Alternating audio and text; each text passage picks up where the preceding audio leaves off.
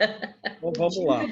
Capítulo 17, Bom né? dia, Estefânia. É, o capítulo 17. Então vamos lá. Capítulo 17, sede perfeitos. Então vamos lá. Bom, sejamos perfeitos, mas então qual é a característica que devemos ter? Qual é a característica da perfeição? Bom, característica da perfeição é que nós busquemos nos tornar homens de bem, certo? Sim. E como somos espíritas, que sejamos bons espíritas, certo? Certo. Para isso, necessitamos entender bem a palavra a parábola do bom Semeador. semeador. É. E as instruções dos espíritos vão dizer qual é o nosso dever.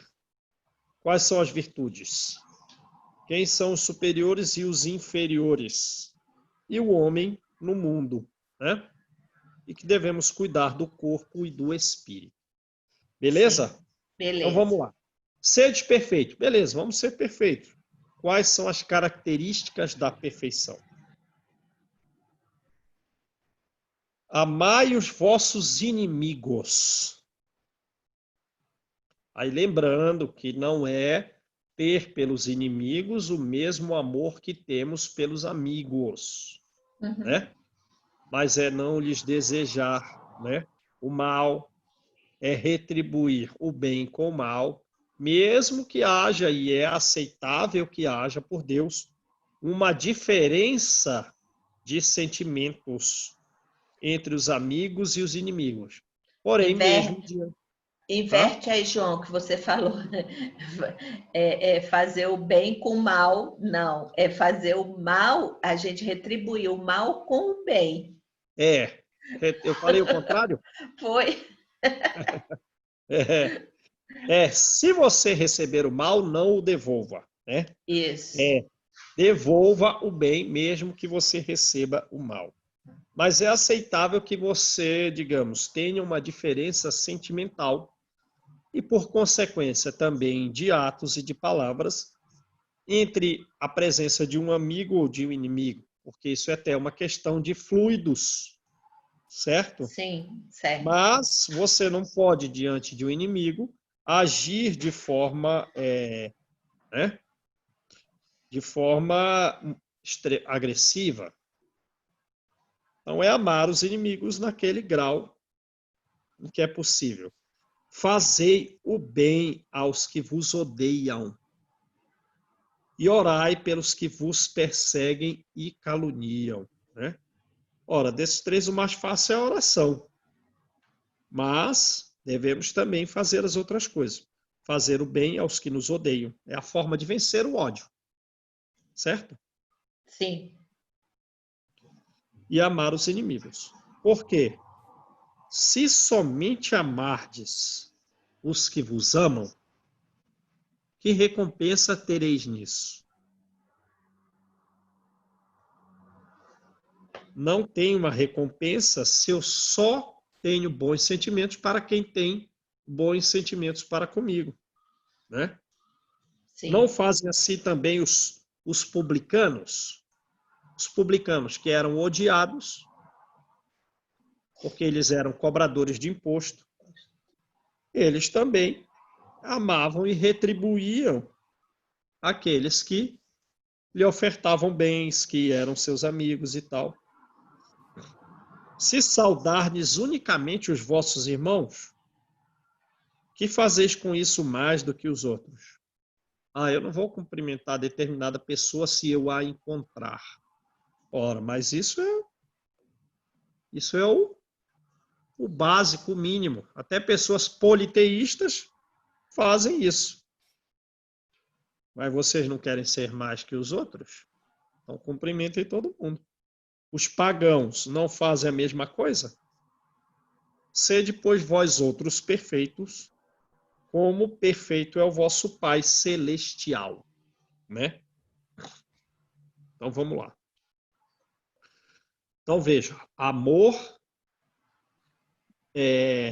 prática do bem, orações, cumprimento, certo? Saudação para pessoas com quem nós não nos damos muito bem. E a gente sabe que esses atritos vêm de vida pregressa. E se a gente não resolver, talvez até piorar, essas pessoas estarão mais próximas ainda. Então, a forma de nos libertar desses elos é amando. Então, vamos lá. Visto que Deus possui a perfeição infinita em todas as coisas, essa máxima, sedes perfeitos, como perfeito é o vosso Pai Celestial, tomada ao pé da letra, pressuporia a possibilidade de atingir-se a perfeição absoluta. Ora, e a gente viu, como estudamos aí no trecho do livro Evolução em Dois Mundos, que a gente está muito longe de fazer aquilo que os espíritos superiores Vixe, fazem. Né? Imagina de muito. Deus. Então, digamos assim, não vamos nunca dar uma interpretação literal às palavras de Jesus, como a gente viu em todos os capítulos anteriores até aqui. Não dá para dar uma interpretação nas palavras, uma interpretação literal às palavras de Jesus, porque ele queria trazer para as mentes, digamos assim, um tanto primárias, que éramos à época, uma imagem forte para aquele assunto ficasse gravado. Então ele diz aqui, sede perfeito como Pai, como perfeito é o vosso Pai Celestial, só que sabemos que a perfeição absoluta de Deus nós não podemos atingir. Se fosse dado à criatura ser tão perfeita quanto o Criador, ela se tornaria igual a este, igual a Deus, o que é inadmissível. É inadmissível. Mas os homens a quem Jesus falava não compreenderiam essa nuance, esse detalhe. Jesus se limita, então, a lhes apresentar um modelo e a dizer-lhes que se esforcem para alcançar esse modelo. Né? Aquelas palavras devem, pois, ser entendidas no sentido da perfeição relativa, a de que a humanidade é suscetível, que você pode alcançar e que mais a aproxima da divindade, essa perfeição relativa, certo? Então, digamos assim, mas também tem uma coisa, é uma perfeição relativa, só que como a gente viu no livro Evolução em Dois Mundos, é uma perfeição relativa muito alta, muito alta. Porque se Jesus é o nosso modelo e guia, e ele toma conta da Terra, É uma imagina como perfeição alta, né? imagina o espírito que toma conta do Sol, porque ele tem que influenciar a vida de todo o sistema solar. Imagina Sim. imagina o Cristo que toma conta da galáxia inteira, que tem mais de 100 bilhões de sóis. Vixe. Deu para entender? Qual é Uhum. o grau de perfeição tão belo a que o espírito humano está destinado? A gente não é nada. Realmente. As nossas virtudes são menores que um grão de areia diante do Himalaia de virtudes a serem conquistadas. Então vamos lá. Então é a perfeição relativa. Aquelas palavras devem depois ser entendidas no sentido da perfeição relativa. Tá? Em que consiste essa perfeição? Jesus diz. Jesus diz qual é essa perfeição. As características dessa perfeição. É que devemos amar os nossos inimigos, fazer o bem àqueles que nos odeiam, orar pelos que nos perseguem. Certo? Começa pela oração, né? Depois começa fazendo bem E aí vai haver uma mudança interna e uma aquisição de sentimentos melhores por aquelas pessoas a quem nós, né, tínhamos um grau de inimizade. Porque a inimizade não precisa ter características recíprocas. Pode ser um inimigo meu, mas sem que eu seja dele. Mas também não vou ser bobo de ter com ele um contato muito frequente. Tem que ser tudo sábio, né? Mostra desse modo que a essência da perfeição é a caridade na sua mais ampla acepção, porque implica a prática de todas as virtudes. Então, envolve principalmente as questões da caridade, quais são os sentimentos do homem. Não é só o que ele faz, muito menos é doação de bens materiais. Envolve sentimentos internos, a caridade. Porque a perfeição tem que ser nossa. E daí as práticas serão de todas as virtudes, serão melhores as práticas, porque houve uma alteração dos nossos sentimentos internos. Então, vamos lá. Com efeito, se observarmos os resultados de todos os vícios, e mesmo dos mais simples defeitos, reconheceremos não haver nenhum desses defeitos, nenhum desses vícios, que não altere mais ou menos o sentimento da caridade. O sentimento.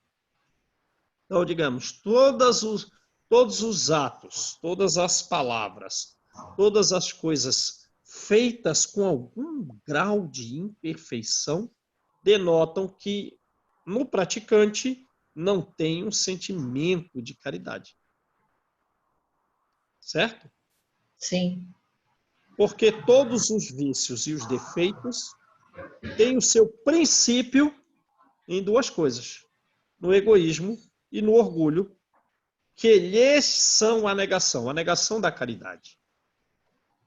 Por sermos um tanto egoístas e um tanto orgulhosos, todas as nossas formas de manifestação são algo defeituosas, algo viciosas. É que não temos a caridade. E temos algo que eles são contrário, que é o egoísmo e o orgulho. Já que tudo que superexcita o sentimento da personalidade, ou pelo menos enfraquece os elementos da verdadeira caridade, que são a benevolência, a indulgência, a abnegação e o devotamento. Então, o orgulho e o egoísmo, que são a negação da caridade, né? Uhum. Superexcita o sentimento de personalismo e destrói, digamos assim, a caridade transformada em algo prático, que é o quê? A benevolência. Ser bondoso, ser indulgente, perdoar, ser abnegado, fazer a vontade de Deus e não a nossa, esquecer de si mesmo. Isso é abnegação.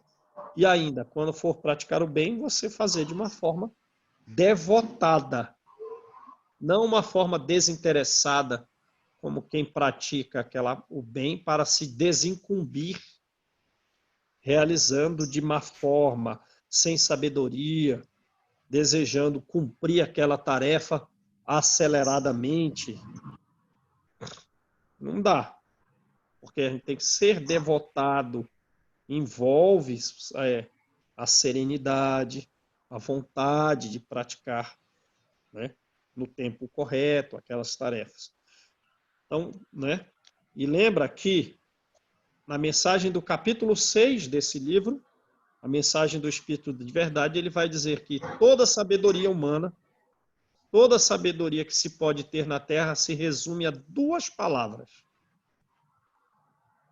Quais são elas? Como é que é, João? Eu estava escrevendo aqui o que é que você fala. Capítulo 6 do Evangelho, a mensagem do Espírito de Verdade. Ele traz 4 mensagens ali, né? E eu creio que seja a terceira mensagem, ele vai dizer assim, que toda a sabedoria humana se resume a 2 palavras. Então, nós queremos ser... Hã? Caridade? Não. Não. A caridade é a finalidade a ser... Devotamento e abnegação. Devotamento e E abnegação. abnegação. Porque se a caridade é a finalidade a ser atingida, a forma de atingi-la é através do devotamento e da abnegação. Que devemos ser sempre devotados. Você não pode fazer a prática do bem de qualquer jeito. E você tem que ser abnegado, você tem que fazer a vontade do Pai, não a sua. E essas 2 palavras resumem tudo que é sabedoria. Não podendo o amor do próximo, levado até o amor dos inimigos. Esse amor não pode aliar-se a nenhum defeito contrário à caridade. Aquele amor é, por isso mesmo, sempre indício de maior ou de menor superioridade moral, a depender desse grau de amor, né? Porque ele não pode estar aliado a um defeito como orgulho e egoísmo, né?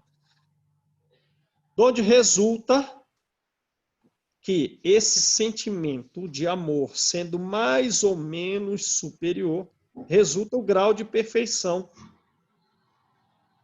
Resulta que o grau de perfeição está na razão direta da sua extensão. Então, como é que nós vamos medir quem é mais, quem é menos? Pelo grau de amor com que nós nos manifestamos. Né? De onde resulta que o grau da perfeição está na razão direta da extensão desse sentimento. Foi por isso que Jesus, depois de ter dado a seus discípulos as regras da caridade, no que tem de mais sublimes, lhes disse: sede perfeito, como perfeito seja o vosso Pai Celestial. Né? Então, você vê que o próprio sentimento de caridade do homem, ele cresce, ele cresce. E é esse sentimento que vai dizer qual grau de superioridade que temos, ou de inferioridade. Então, vamos lá. Mas nós vamos tentar botar algo mais em prática. Então, resumindo esse item, nós devemos amar os inimigos, nós devemos fazer o bem, né? E nós devemos orar por aqueles que são intransigentes para conosco. E isso é, digamos assim, buscar evoluir, se tornar melhor, a ponto de buscar a perfeição. Se vincula a isso. Amor aos inimigos, fazer o bem a quem não gosta da gente, né? E orar para quem nos calunia. E fazendo isso, nós estamos subindo na escala evolutiva. Agora vamos tornar algo mais concreto. Então vamos estudar sobre algo mais concreto. Sermos pelo menos homem do bem, o homem de bem. Quer dizer, nós não somos homens, mas não tanto um homem de bem. Às vezes um homem neutro, às vezes um homem do mal. É, pior. É isso. Mas vamos buscar ser independente de onde estejamos, porque os espíritos superiores, digamos assim, eles sabem quem somos mais do que nós próprios nos conhecemos. Então, eles não vão esperar da gente uma atitude, digamos, permanente do bem, mas eles querem ver o esforço. Tá. O verdadeiro homem de bem é o que cumpre a lei de justiça, que cumpre a lei de amor e de caridade na sua maior pureza, né? Sim. Então, cumprimento dessa lei de justiça, cumprimento da lei de amor e caridade, se você faz da forma mais pura possível, então você é um verdadeiro homem de bem. Se não é tão puro, não é tão verdadeiro. Você até é um homem... aí demora... Sou um homem de bem, até demora para responder essa... você é um homem de bem. Mas não é tão bem porque não está muito puro essa prática. Então, vamos lá. Se ele interroga, então agora vai começar a esmiuçar mais para termos a ideia de como buscar essa perfeição, de como devemos evoluir, que isso está vinculado a sentimentos internos, mesmo por aquelas pessoas que nos desejam mal. Porque isso não pode ser recíproco. Que ele não goste de nós, mas não significa que nós não devemos ter com eles uma capacidade de compreender o estágio em que estão, para que surjam em nós um sentimento que não devolva a reciprocidade da inimizade. Então, como? Se ele interroga a consciência sobre os seus próprios atos. Ora, então tem gente que não faz isso. Vai vivendo, vai praticando atos. E não se interroga. Será que eu fiz certo isso? Será que foi correto agir dessa forma? Será que não era melhor ter feito isso ou aquilo? O momento não foi inoportuno? Eu não devia falar um pouco menos? Por que eu fiquei falando tanto? Como estava a expressão do meu rosto? Quais foram meus gestos? Interroga a consciência sobre os seus atos. Tem gente que não faz isso. Então, o homem de bem faz isso. Ele pergunta a si mesmo, será que eu violei nessas práticas a lei de amor e de caridade? Perguntará a si se não violou essa lei. Perguntará a si se não praticou o mal. São graus diferentes. Porque, às vezes, eu fiquei com uma cara amarrada. Então, eu arranhei a lei de amor e de caridade. De justiça, de amor e de caridade. Mas você fez o mal? Não. É outro grau. É outro grau. Se fez todo o bem que podia. Você fez o bem? Fiz. Mas foi todo o bem que você podia? Você se interroga. Você desprezou voluntariamente alguma ocasião de ser útil? Aí surge uma circunstância inusitada para se praticar o bem. Aí, depois de uns 5 minutos, passou aquela circunstância. Você desprezou a ocasião de ser útil? Desprezei. Tudo bem, presta mais atenção, isso vai voltar. Vai voltar principalmente por você, por nós, para adquirirmos aqueles sentimentos de caridade reais. Se ninguém tem qualquer queixa dele, aí, meu amigo, volta na história inteira. Como era o ciclano, como era o beltrano? Ciclano, você tem alguma queixa do ciclano? Aí, meu amigo, forma aquela fila de gente assim para dar uma queixa do João. Enfim, se fez a outrem tudo o que gostaria de receber que lhe fizessem. Isso é o homem de bem. Então a gente viu aí, ó. Ele, então vejam aí, interroga a própria consciência. Sim. Pergunta se não violou a lei de amor e caridade. Fiz uma prática, pratiquei o mal. Você fez todo o bem que podia, desprezou a ocasião de ser útil. As pessoas têm queixa de você. Você fez tudo o que gostaria de receber dos outros? Então, esse é o homem de bem, refletindo e tentando executar. Continuando, tem fé em Deus, tem fé na bondade de Deus, tem fé na justiça de Deus e na sabedoria de Deus. Sabe que nada acontece sem a sua permissão e se submete à sua vontade em todas as coisas. Aí acontece algo que nos desagrada, né? A gente lembra? Não, essas são provas divinas para o nosso crescimento espiritual. Não nos revoltemos, submetamos-nos à vontade de Deus. Falamos isso? Não, não. Acontece algo inadequado conosco, com uma pessoa próxima a nós, com nossos filhos, alguma coisa. Ixi. Tudo tem sua razão. Tudo tem sua razão. Submetamos-nos à vontade divina. Porque lembram das consequências da revolta? Onde a gente pode, onde podemos chegar nos revoltando contra Deus? Quer dizer, não nos submetendo às vontades divinas. Onde podemos chegar? Fora da mansão paz, lá no fundão.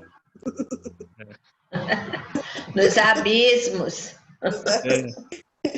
E interiormente, porque aí são coisas externas. Esquizofrenia, né? Loucura. Exato. Todas essas. Vai chegar a isso. Vai chegar a isso. Distúrbios psicológicos significativos, graves, que não tem espírito superior que possa resolver esse problema rapidamente. Não tem. Você vai ficar um prazo longo, esquizofrênico, um prazo longo com epilepsia, um prazo longo com depressão.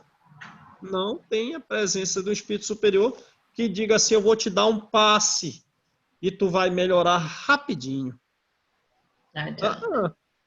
Não vai adiantar. Não, é um trabalho longo e moroso mesmo para um espírito muito alto. É a justiça divina, né? Por isso... Nós procuramos. Por isso nos submetamos à vontade de Deus em todas as coisas, mesmo nas provas difíceis para nós ou para as pessoas amadas a nós. Tem fé no futuro, sabe que no futuro a coisa será melhor, né? Razão pela qual coloca os bens espirituais acima dos bens temporais, dos bens físicos. Está pensando lá com frequência aí na colônia Nosso Lar, em desencarnar, em praticar o bem diariamente, para que tenhamos, né, buscar a vida futura e não a vida presente. Sabe que todas as vicissitudes da vida, todas as dificuldades, todos os problemas, sabe que todas as dores, sabe que todas as decepções são provas ou são expiações e as aceita sem murmurar. A expiação é algo mais ligado a um equívoco passado que a gente tem que expiar. Foram práticas inadequadas de vidas anteriores pelas quais nós temos que expiar, né? Agora, as provas estão mais ligadas ao futuro e não ao passado. As provas estão mais vinculadas a, digamos, a uma finalidade de se atingir um grau melhor de perfeição. Certo? Essa é, de alguma forma, a diferença, digamos, um tanto genérica a respeito de provas e de expiações. As provas, então, em regras, elas são escolhidas. E as expiações, em regra, algum grau, são tanto compulsórias. são tantos obrigatórias. Mas mesmo diante daquelas coisas obrigatórias, existe um grau de resignação em que a pessoa, digamos, num nível evolutivo mediano como o nosso, aceita a coisa. Né? Olha, eu acho que os espíritos superiores não vão chegar para nós, olha, meu filho, você vai ter que vir com esse problema aí. Não, eles são amorosos, eles vão sugerir, tem graus, essas coisas comportam graus. Então, vamos lá. Possuído do sentimento de caridade e possuído do sentimento de amor ao próximo, ele faz o bem pelo bem. Ele faz o bem pelo prazer de fazer o bem e não na esperança de receber algo em troca. Retribui o mal recebido com o bem. Mesmo que receba o mal, devolve o bem. Toma a defesa do fraco contra o forte. Então ele não é um alheio no mundo que não participa do mundo. Ele participa. Ele age. Ele toma a defesa do fraco contra o forte. Pelo menos ele fala. Obviamente não vai ser agressivo, mas ele defende o fraco. Sacrifica sempre os seus interesses pelo interesse da justiça. Né? Sim. É uma situação em que eu posso me dar bem financeiramente, mas não me parece justo. Né? Então, que eu tenha o prejuízo. Uhum. Que eu tenha o prejuízo para que prevaleça a justiça. Encontra satisfação nos benefícios que espalha. Né? Então, ele fica satisfeito ali. Ele está alguma coisa vinculado à árvore da caridade de Caritas, porque estando sob a bandeira de Caritas, praticando a caridade, ela satisfará o interior nosso por essas práticas do bem. E ele encontra-se satisfeito com isso. Né? Encontra-se satisfação nos serviços que presta, encontra satisfação, prazer em fazer felizes os outros.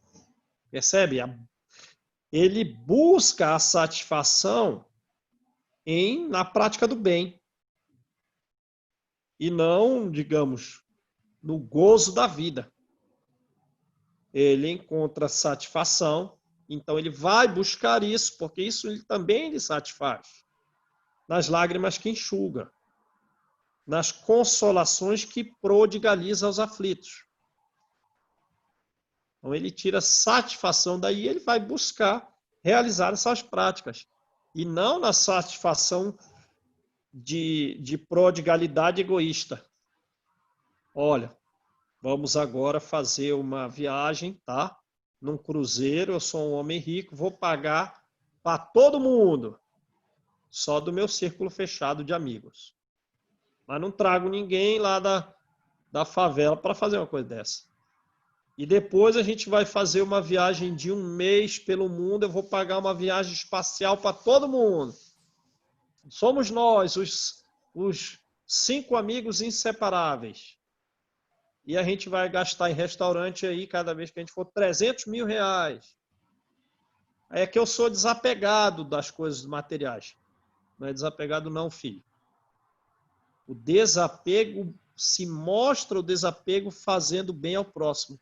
E não na prodigalidade egoísta. A prodigalidade egoísta demonstra, no mínimo, indiferença.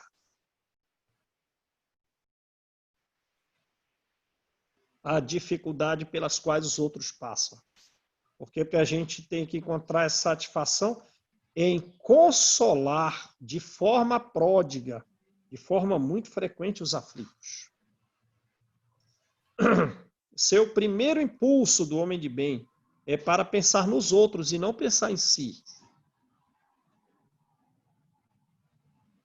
É para cuidar do interesse dos outros antes do seu próprio interesse.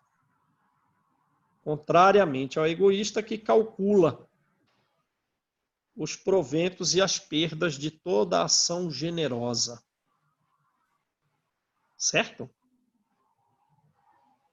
Então, o que mais? Quais são as características do homem de bem? Porque a gente está buscando a perfeição. Certo? Sim. Ele é bom, ele é humano, ele é benevolente, ele é bondoso para com todos, sem distinção de raças, sem distinção de crenças. Porque em todos os homens vê irmãos seus. Então, ele é bom? Ele é. Ele é humano? Ele é. Ele é benevolente? Ele é. Ah, mas ele não faz isso com os japoneses. Ah, ele não faz isso com os negros. Ah, ele não faz isso com os pobres. Ele até vai na favela que quer ter um contato mínimo com os pobres. Mas quando entra na casa do pobre já quer sair. Ah, mas ele, não sei, os evangélicos e os católicos não são bem assim, benevolência para com eles.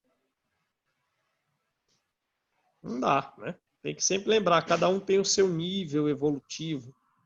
Alguns ainda estão vinculados racionalmente a questões um tanto próximas de um estado mitológico, algum vínculo com ideias mais tentando materializar a espiritualização, a espiritualidade, né? Porque senão não consegue compreender. Está meio vinculado àquilo ainda, mas tem que compreender, cada um está num grau. Respeita nos outros todas as convicções sinceras. E não lança anátema, não reprova os que não pensam como ele. Não amaldiçoam, né? Não amaldiçoa. Ah, meu filho, não, você, meu filho, você pensa desse jeito, pelo amor de Deus. Umbral é o seu destino. Cada um está num grau. Em todas as circunstâncias, a caridade é o seu guia. Pois está ciente de que aquele que prejudica a outrem com palavras malévolas, que fere com o seu orgulho e o seu desprezo a suscetibilidade de alguém, que não recua ante a ideia de causar um sofrimento, de causar uma contrariedade ainda que ligeira, quando a pode evitar, falta ao dever de amor ao próximo e não merece a clemência do Senhor. Então vamos repetir essa parte, ó. Isso tem a ver com as nossas relações sociais. Tem a ver com as palavras que dizemos. Tem a ver com o tom de voz. Né? Não pode dizer palavras malévolas. Não pode se sentir ferido com o que ouviu, elevar o orgulho e começar a desprezar o outro. Aí responde com aquele tom de voz orgulhoso, ferindo a suscetibilidade do outro. Pode até ter vindo a ideia na cabeça. Eu vou falar isso. Subiu o nervosismo ali. Vou falar aquilo. Veio a ideia. Vou dizer essas palavras duras. Mas você recuou. Respira fundo. Respirou fundo. Recuou ante a ideia de causar um sofrimento, de causar uma contrariedade, mesmo que ligeira. Recuou. Beleza. Os espíritos não querem. E não vamos fingir que a gente é um Chico Xavier, que a gente é um Divaldo, porque nós não somos. Sem fingimento. Às vezes vamos errar. E eles não sabem, nos conhecem mais do que nós, não esperam que nós tenhamos sempre atitudes, digamos assim, super elevadas. Mas, dentro da nossa luta, veio uma ideia, vou dizê-la. Recua. Respira fundo e recua. Isso vai ferir. Não fala isso. Isso vai machucar. Não fala isso. Você mesmo recuou? Recuei. Beleza. Está vencendo a você mesmo. Né? Não tem ódio. Não tem rancor. Não tem desejo de vingança. Então, vê, se você tem desejo de vingança, significa que você recebeu algo que você não gostou. Mas o problema é, como é que nós trabalhamos isso que nós recebemos e nós não gostamos? Como é que a gente dilui isso? Porque surgiu o desejo de vingança? Surgiu. Mas você matou esse desejo de vingança? Matei. Beleza, está progredindo, deu um grande passo. Deu um grande passo. Um dos pontos da gente, digamos assim, compreender a dificuldade do outro é tentar entender o grau evolutivo em que ele está. Que a Joana nos diz, muitas vezes a pessoa que fere, muitas vezes ela está adoentada. Ora, e alguém doente, porque a gente sabe as nuances psicológicas que existem no pensamento humano, né? Denota um grau evolutivo ou um estado em que a pessoa se encontra naquele momento de não saúde psicológica. E isso nos ajuda a compreender e relevar. Agora, se você não pensa nisso, porque isso vem pelo estudo, se você não pensa nisso, você vai desejar se vingar. A exemplo de Jesus, perdoa e esquece as ofensas. Ora, né? Como ele diz, faz uma oração naquele momento, né? Ora. Ajuda. Muito. Ajuda muito. Não se lembrando senão dos benefícios. E muitas vezes pessoas que convivem conosco têm um grau de proximidade. Fazem coisas legais. Mas a gente só lembra das coisas ruins. E devia fazer o oposto. Perdoar os erros, porque aquela pessoa não está bem. E lembrar das coisas boas. Por saber que lhe será perdoado conforme houver perdoado. Né? Porque se eu tenho em mim um desejo de vingança, se eu tenho em mim um desejo de não perdão, se eu tenho em mim um desejo de ódio, de rancor, eu tenho em mim uma energia negativa que debilita a minha saúde perispiritual e física, mental e corporal. E ainda forma um laço obsessivo com essa pessoa. Então, digamos, eu não estou adquirindo uma liberdade, porque eu não estou sutilizando o meu perispírito, já que estou carregando ideias condensadas que me prendem ao erro, que me prendem a esse planeta, que me prendem às pessoas das quais eu não gosto e que não gostam de mim. Então, o que vai nos libertar e tornar a nossa alma com características rarefeitas, a ponto de eu poder volitar e voar, são pensamentos que não podem ser de ódio, porque ódio é pensamento pesado. Não pode ser de rancor, porque isso me prende aos outros. Não pode ser de desejo de vingança, porque eu fico com a alma pesada e vinculada a outras almas. Agora, se a gente observar, a gente está vivendo cotidianamente essa briga, esse conflito que a gente tem que superar todos os dias, porque é a nossa tarefa diária, né? Própria tarefa diária. Superar todos os dias. Porque se a gente se miscuir nesse conflito, se a gente se envolver nesse troço, pronto. Estamos apegados igual uma geleia grudenta a essas pessoas e nossa alma fica presa, é pesada, uma alma pesada. Perispírito sem luz, não rarefeito.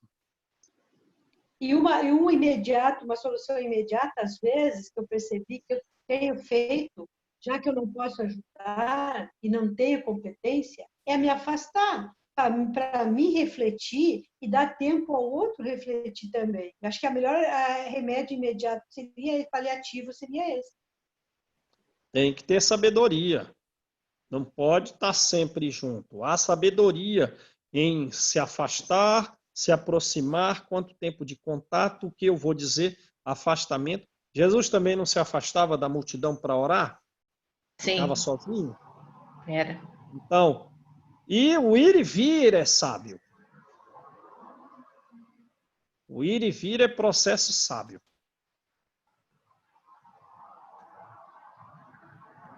Então, vamos lá. É indulgente para as fraquezas alheias. Tem uma noção de que aquela pessoa precisa de um prazo, às vezes não pequeno, para se libertar daquela fraqueza, daquele equívoco, daquele erro. Então você tem que perdoar, porque ela não vai melhorar, não é um processo mágico nem para nós. Por que a pessoa é obrigada a, num passe de mágica, sair das suas fraquezas, dos seus erros? Não. É um processo psicológico demorado. Como é que eu vou ser rude com a pessoa se eu não quero que ninguém seja rude comigo? Eu erro. Aí os espíritos superiores vão me condenar? Não vão. Eles vão dizer: eu te compreendo.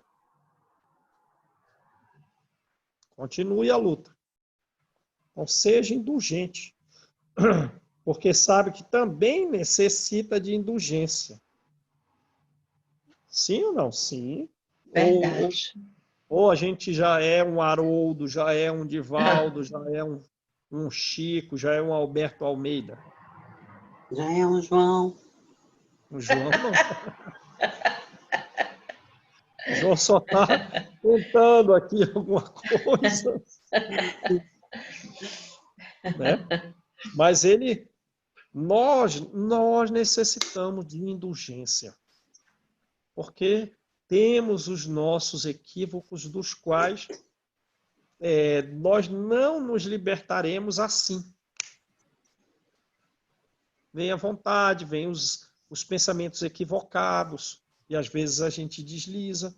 Não vamos sair rápido dessas coisas. Então, indulgência para o outro, porque ele é igual a nós. Somos iguais aos outros. Né? E indulgência, porque todo mundo precisa disso. E se recorda dessas palavras do Senhor. Beleza. Tu já está puro? Se já está puro, você não vai tirar pedra. Né? Mas atira a primeira pedra, então, aquele que tiver sem pecado. Ora, e volta na vida passada nossa. Quem foi um santo entre nós? Ninguém. E esses erros cometidos em vida passada surgem na nossa cabeça e dá vontade de repetir. E às vezes segue naquela direção e cai. Quem que vai atirar pedra? Quem que vai? Ninguém vai. O telhado da gente também é de vidro. É. E já está todo esburacado. Verdade. Não se compraz em rebuscar os defeitos alheios, nem em evidenciá-los. Mas há quem tenha prazer em rebuscar. Esse rebuscar dá uma ideia de que você está falando até para a própria pessoa. Porque é como botar ácido na ferida. Tá. Então a pessoa tem que estar perto de você ali. Então você revolve, rebusca os defeitos alheios. Ora, vai deixar a pessoa nervosa. Ou evidenciá-los. Não, mas fulano é assim. Não, mas Beltrano é daquele jeito. Não. Às vezes é necessário. Porque lembra do capítulo anterior? Você tem que evitar o mal maior. E às vezes é necessário você, digamos assim, evidenciar o defeito do outro. Porque a gente é super bom para enxergar o cisco no olho alheio. E às vezes para evitar um mal a um grupo de pessoas ou a outra pessoa mais frágil, você vai evidenciar o mal. É bom que você faça isso, para evitar consequências piores. Mas qual é a forma que você vai fazer isso? De que jeito você vai fazer isso? É complicado, hein? É bem complicado você mostrar para o outro que ele está... Nossa!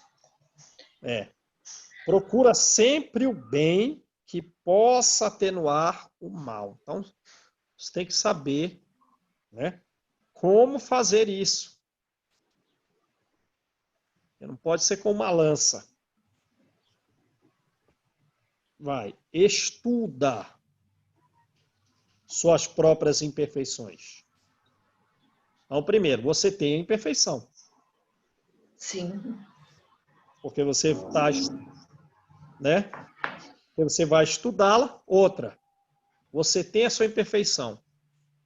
Eu acho que para você fazer isso, João, você tem que primeiramente você demonstrar que você também é imperfeito, para depois você falar do defeito do outro de forma a corrigir para que ele não faça um mal maior.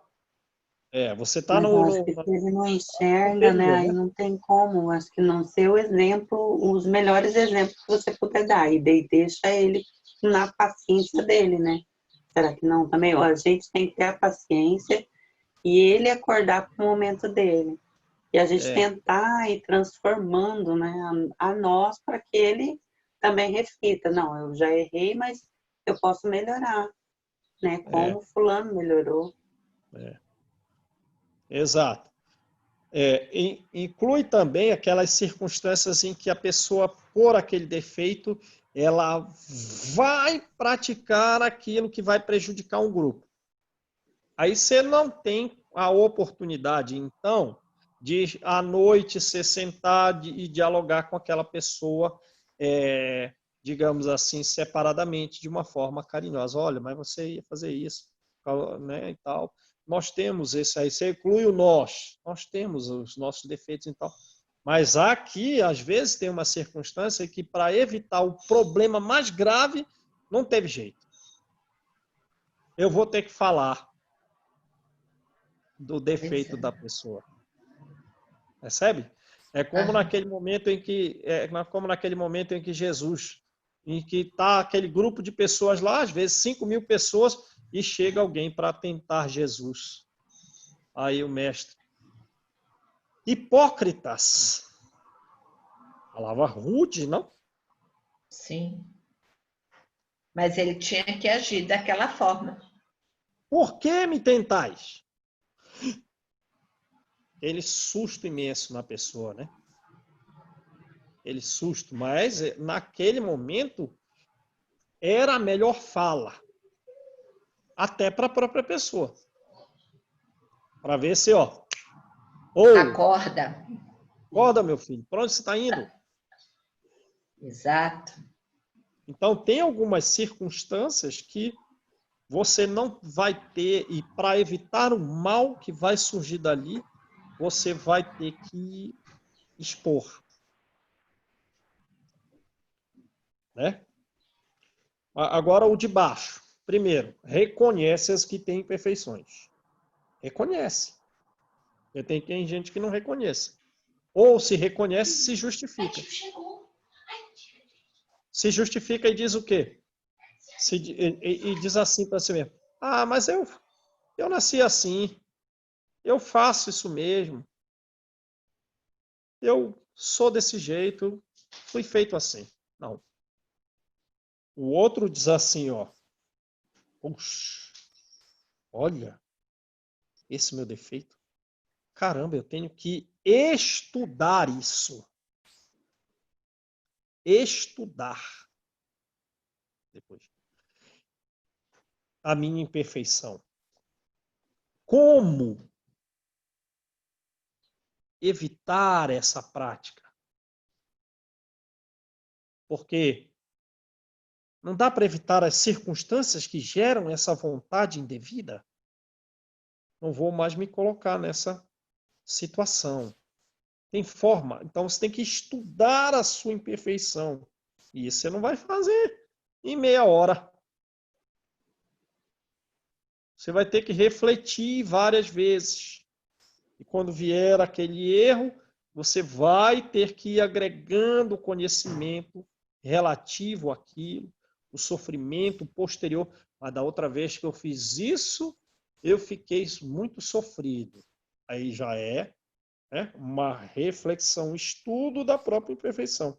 E trabalha de forma incessante em combatê-las, percebe? Então a gente não vai se libertar da nossa imperfeição, é assim, um passe de mágica. Você vai ter que trabalhar incessantemente, pôr em prática o estudo das suas imperfeições. Esse é o trabalho incessante. Primeiro você estudou, depois você vai trabalhar, e trabalhar de forma incessante para combater. E emprega todos os esforços para poder dizer no dia seguinte que traz em si alguma coisa melhor que na véspera. Aí faz uma reflexão diária, né? Ou pelo menos mensal, ou anual, aí você lembra no fim do ano: nossa, ano passado eu estava bem pior do que eu era hoje. Pelo menos uma reflexão anual, no mínimo, aí, para dizer: olha, eu estou melhor que no ano passado, né? No ano passado eu era mais orgulhoso, agora estou mais humilde, né? Ano passado, essas coisas me feriam mais, estou me ferindo menos com as palavras das pessoas. Enfim, vai percebendo, refletindo a respeito da sua própria vida e dessa busca de melhorar, fazendo um estudo se você realmente está melhor do que era. Vamos parar aí, né, gente? Olha, esse capítulo é muito útil, né? Por isso que ele não é um capítulo pequeno. Porque, João, no momento que a gente conseguir essa mudança no nosso interior, nosso espírito, nossa educação, o problema do outro se torna pequeno, até inexistente, né? É. Porque a gente sabe que o outro tem que caminhar, né? Assim como nós temos que caminhar. Exato. Se a gente conseguir um pouco o início dessa transformação interior, dessa reforma, para o outro que menos faz é nos ferir, né? Porque a gente já houve esse processo, né, de mudança. Compreende, né, que o outro está como nós, está tentando. A pessoa tem apego ao dinheiro, como é que ela vai se livrar disso assim da noite para o dia? A pessoa tem apego ao sexo, como é que ela vai se libertar disso da noite para o dia? Carrega um orgulho, como é que você vai libertar isso rápido? Tem agressividade, como que você vai libertar disso? Assim, ô meu filho, você é agressivo. É a nossa palavra que vai fazer dele um passe de mágica para ele deixar de ser como ele sempre foi e ainda é, sempre foi em vidas anteriores e ainda é. Só ilusão achar que um diálogo, né? O diálogo se foi dado com amor, eles são conselhos, mas quem vai ter que trabalhar o defeito é a própria pessoa, como cada um tem que trabalhar o seu. Os conselhos não passam de sugestões, mas é o outro que aceita, e ele aceita a depender do jeito que você diz, porque se vem com pedras, ele não vai aceitar. E ainda vai ter uma vida inteira para se libertar daquilo, como nós temos que ter uma vida inteira para se libertar das nossas imperfeições. João, Não é e o se a diálogo gente que dá vai um mudar o mundo. conselho, a gente que ama, que dá o conselho, que procura mostrar, às vezes, no diálogo, quando consegue diálogo, um exemplo, e essa pessoa é tão resistente, ele não quer reflexão, ele se acha que ele está certo, e aí o que a gente faz? Afasta-se, né? Afaste-se, não pode ser, digamos assim, um afastamento. Uma ruptura. Uma ruptura. Pode ser uma ruptura. É um afastamento sábio. Silêncio. O silêncio. Quando encontra, saber falar de outras coisas e tal. E também e não somos nós a única origem da melhora daquela pessoa. Não é o nosso conselho único, processo mágico que vai auxiliá-lo. A própria Porque, vida às vezes, a própria queda dele, né, João, vai fazer ele se levantar mais rápido. A própria queda, o diálogo, o contato com outras pessoas, o processo de vida inteiro. Tem que primeiro despertar, depois que despertar, meu Deus, é mesmo, essa pessoa tinha razão, tem esse defeito, vou combater isso. Vai levar um tempão para erradicar aquilo. Mas até no momento que você toca no ponto daquela pessoa, isso aqui tá errado e tal, com amor, com benevolência e tudo, mesmo que a pessoa não aceite, aquilo vai ficar. Aquilo fica. É uma coisa que ela vai repensar naquilo ali. Quer dizer, na hora que ela fizer o determinado ato, ela diz, vixe, olha, a fulana falou para mim e realmente, olha aí, eu estou fazendo. É semente lançada. Com agressão, a semente é rejeitada. Tem que ser, tudo é com amor, mas é difícil às vezes, viu? Porque Às vezes, você vê assim, uma determinada agressividade da outra pessoa e você vai falar com aquela pessoa, ela fica mais agressiva ainda. Mas é a semente lançada, como você disse. Né? Ela vai, num momento oportuno, quando ela acalmar, ela vai repensar. Se vai fazer vítimas, você vai ter que falar antes dele fazer vítimas. Exatamente. Né? Então vamos lá, quem faz a oração, gente? Amado Mestre Jesus, agradecidos, Senhor, por mais esse momento de estudo, agradecidos pelos nossos amigos espirituais que aqui vieram para nos intuir e nos fortalecer na seara do bem, Pai. Senhor, olha por todos encarnados e desencarnados que aqui estiveram e também pelos que não puderam estar. Ilumina, abençoa e derrama todo o teu amor sobre todos, Pai.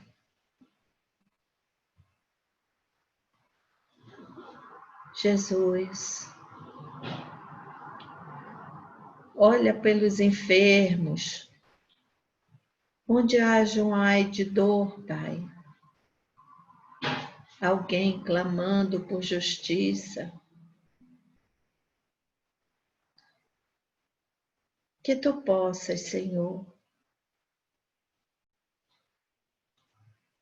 aclarar a dor. Acalma, Pai, os nossos corações para seguirmos na seara do bem.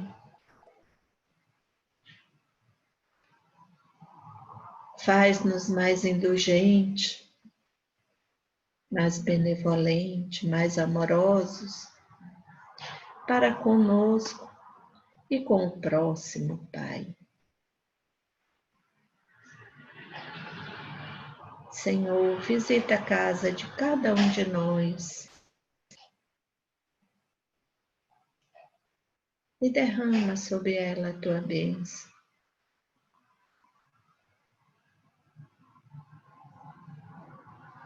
Em todos os nossos familiares que aqui habitam.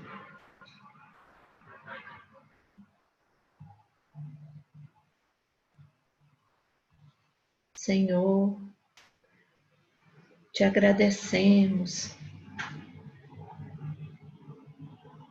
por todas as dores pelas quais passamos. Sabemos que elas são necessárias para o nosso adiantamento.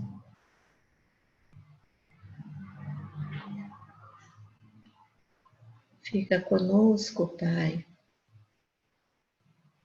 hoje, amanhã e sempre. Que assim seja, graças a Deus.